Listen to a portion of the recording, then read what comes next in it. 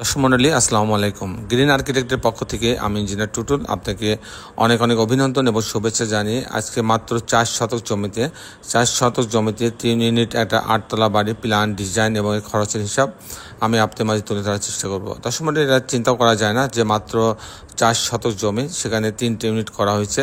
অসাধারণ কম্বিনেশন করে ডিজাইনটা তৈরি করা হয়েছে। বাড়ির ভিতরটা যেমন সুন্দর করে ডিজাইন করা হয়েছে, বাড়ির আউটলুকিংটা অসাধারণ দৃষ্টিনন্দন একটা ডিজাইন তৈরি করা হয়েছে।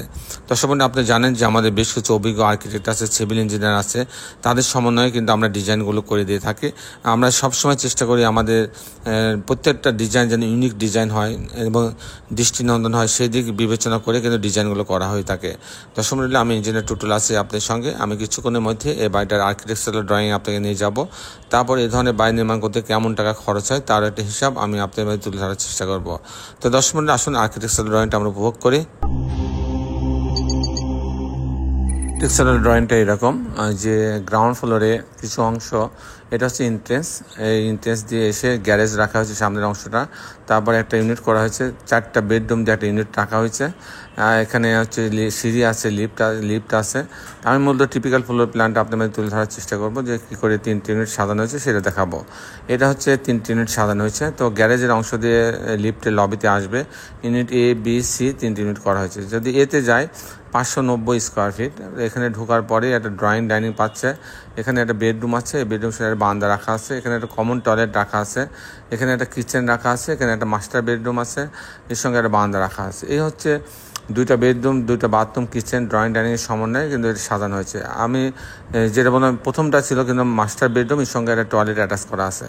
তো আমি যদি ইউনিট বিতে যাই, তো ইউনিট বি হচ্ছে 480 স্কোয়ার ফিট। এখানে ঢোকার পরে একটা ড্রয়িং রুম, এখানে ডাইনিং রুম, এল শেপের একটা ড্রয়িং ডাইনিং রুম। এখানে একটা বেডরুম আছে, এই বেডরুম সঙ্গে বারান্দা রাখা আছে। এখানে কমন টয়লেট আছে, এখানে কিচেন আছে। এখানেও একটা মাস্টার বেডরুম, এর সঙ্গে একটা টয়লেট অ্যাটাচ করা আছে, একটা বারান্দা রাখা আছে। এই হচ্ছে ইউনিট বিটা। এখানে 2টা বেডরুম, 2টা বাথরুম, কিচেন, ড্রয়িং ডাইনিংয়ের সমন্বয়ে সাজানো হয়েছে। আর দর্শক মণ্ডলী, আমি যদি ইউনিট সিতে যাই, 495 স্কোয়ার ফিট। এখানে ঢোকার পরে ড্রয়িং ডাইনিং থাকবে, ড্রয়িং ডাইনিং আছে। এখানে একটা বেডরুম আছে, বেডরুম সঙ্গে বারান্দা রাখা আছে। এখানে কিচেন রাখা আছে, এখানে একটা কমন টয়লেট রাখা আছে। আর এটা একটা বেডরুম, এই বেডরুমের সঙ্গে মাস্টার বেডরুমের সঙ্গে টয়লেট অ্যাটাচ করা আছে, একটা বারান্দা রাখা আছে। এখানেও কিন্তু 2টা বেডরুম, 2টা বাথরুম, কিচেন, ড্রয়িং ডাইনিংয়ের সমন্বয়ে সাজানো হচ্ছে। এই হচ্ছে মোটামুটি আর্কিটেকচারাল ড্রয়িংটা ছিল। তো দর্শক মণ্ডলী, এখন আমি আপনাদের দেখানোর চেষ্টা করব যে এই ধরনের 8তলা বাড়ি নির্মাণ করতে কেমন টাকা খরচ হয় তার একটা হিসাব আমি আপনাদের তুলে ধরার চেষ্টা করব। তো দর্শক মণ্ডলী, এখানে কয়েকটা খরচ আছে। প্রথম খরচ হচ্ছে পাইলিং খরচ। পাইলিং খরচ আপনার প্রতি কাঠাতে 70, যদি 70 ফিট পাইলিং লাগে তো প্রতি কাঠাতে আপনার 12 থেকে 14 লক্ষ টাকা লাগবে পাইলিং খরচ। তারপরে ফাউন্ডেশন খরচ, এটাকে ফাউন্ডেশন খরচ বলতে pile cap, short column, grade beam বোঝায়। 1200 টাকা স্কোয়ার ফিট খরচ হয়। আর যদি আমি কাস্টিং করি, কাস্টিং বলতে বিম কলাম ছাদ, প্রতিতলায় বিম কলাম ছাদ যদি করি 650 টাকা থেকে 700 টাকা স্কোয়ার ফিট খরচ হয়। তো এরকম একটা 8তলা বাড়ি যদি আমি শুধু স্ট্রাকচার দাঁড় করাই, পাইলিং বাদে, ফাউন্ডেশন বাদে, তাহলে আমার 88 থেকে 90 লক্ষ টাকা খরচ হবে।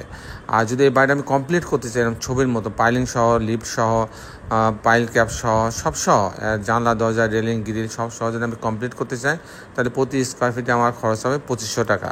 প্রতি স্কোয়ার ফিটে 2500 টাকা করে খরচ হবে। দর্শক মণ্ডলী, এই ছিল মোটামুটি আজকে আমার উপস্থাপনা। আপনি যারা দেশে এবং দেশের বাইরে আমার এই ভিডিওটি দেখলেন, সবাইকে আমি আমার প্রতিষ্ঠান গ্রিন আর্কিটেক্টের পক্ষ থেকে অনেক অনেক অভিনন্দন এবং ধন্যবাদ জানাচ্ছি।